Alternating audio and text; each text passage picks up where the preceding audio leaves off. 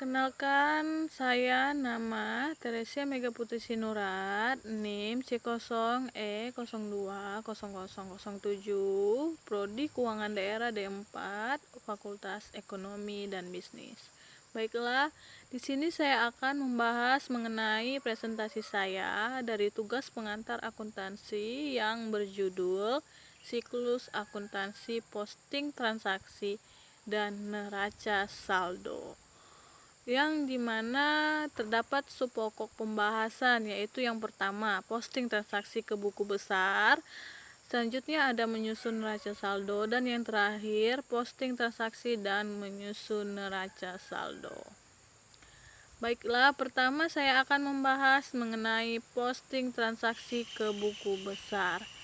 Jadi, setelah menganalisis dan mencatat transaksi ke jurnal, langkah selanjutnya itu adalah memindahkan atau posting catatan mengenai transaksi tersebut ke buku besar, di mana buku besar itu digunakan untuk mencatat sejarah transaksi dalam setiap akun, dan juga secara periodik ayat jurnal dimasukkan ke akun yang sesuai di buku besar.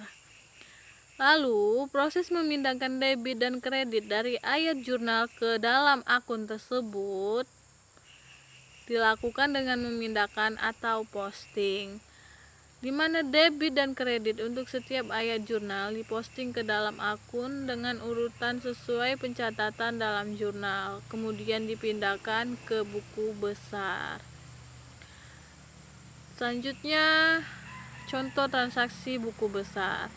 Contohnya itu sebagai ilustrasinya saya akan tetap menggunakan transaksi-transaksi yang digunakan pada umumnya, dan agar lebih bervariasi maka ditambah dengan transaksi-transaksi berikut ini. Transaksi pada tanggal 21 Juni 2019. PT Siklus A menyetorkan uang ke bank sebesar 25 juta rupiah. Transaksi ini akan meningkatkan aset. Atas transaksi ini, perusahaan juga akan mencatat jurnal akuntansi berikut ini. Debit kas jumlahnya 25 juta, yang dimana kredit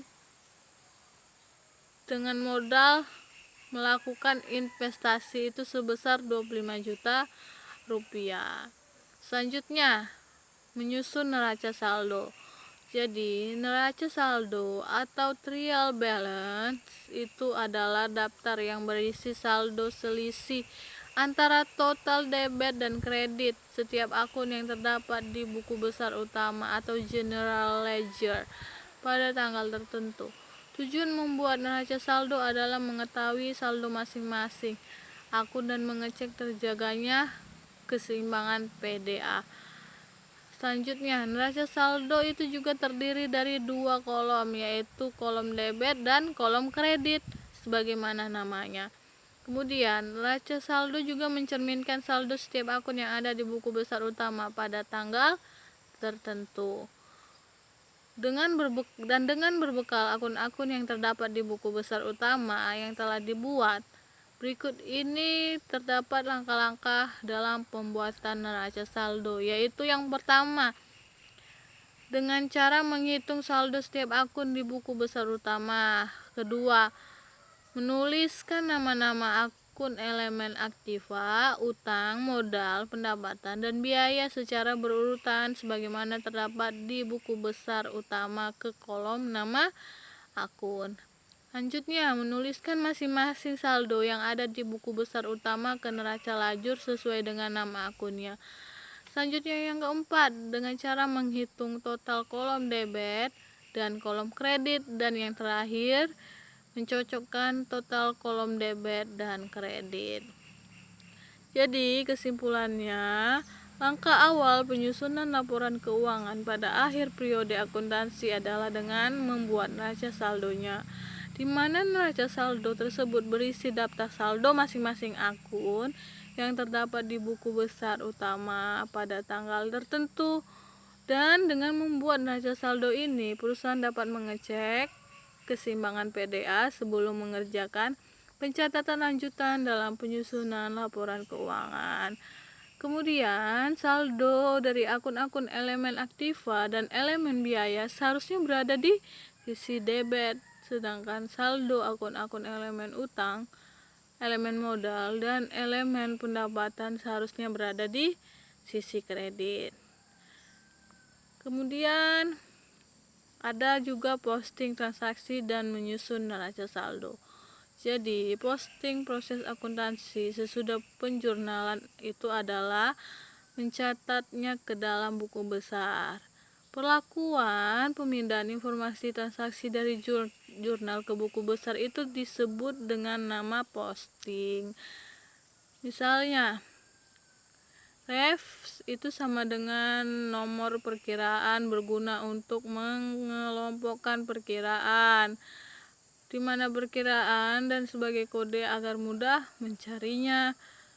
Kemudian nomor perkiraan yang paling banyak dipakai itu adalah sistem nomor ratusan. Lalu bentuk buku besar itu rumusnya rekening sama dengan perkiraan, tanggal keterangan, ref, debit, kredit. Selanjutnya, neraca saldo itu adalah daftar rekening-rekening beserta saldo-saldo yang menyertainya. Saldo rekening diambil angkanya dari saldo terakhir yang ada di setiap rekening, di mana neraca saldo yang benar menuntut kesamaan antara keseluruhan jumlah pendebitan dengan keseluruhan jumlah pengkreditan. Baiklah, sampai sini presentasi dari saya. Semoga bermanfaat. Terima kasih.